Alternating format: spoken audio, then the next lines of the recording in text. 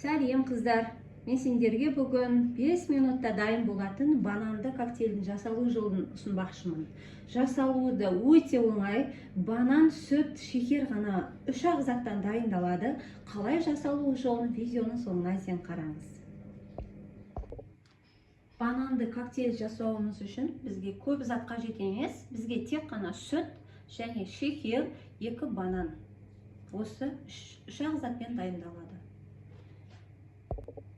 Алдымен блендерімізге сүтімізді құямыз және үстіне үлкен қасықпен 1 қасық қантымызды салатын боламыз.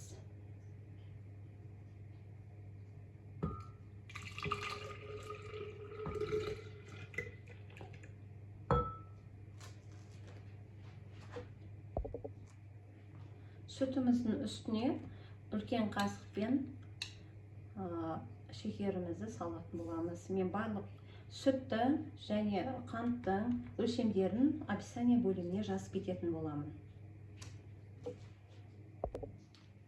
Енді бананды ашеміз. Менде банан үлкен болғандықтан мен біреуін, екіншісін жартысын ғана қосамын. Ал егерде банандарыңыз кішкентай болса, 2 банан саласыздар. Осылай бөліп сала береміз.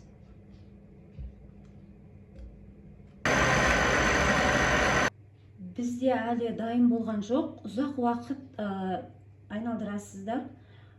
5 минут, 8 минут. Бізде банан толық ішінде езілгенше.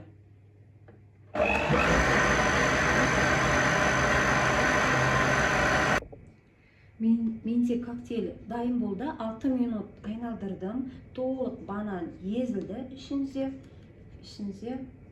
Енді осыны бөлек ыдысымызға құямыз. Қарасаңыздар, толық әдемі езілген. 5 минут, 6 минут дайын болатын бананды коктейль.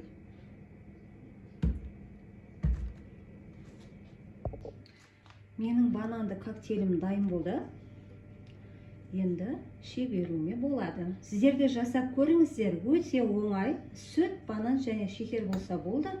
Осылай дайын. Видео ұнаса, маған лайк басып, комментарий жазып, міндетті түрде менің арнама тіркеле кетіңіз.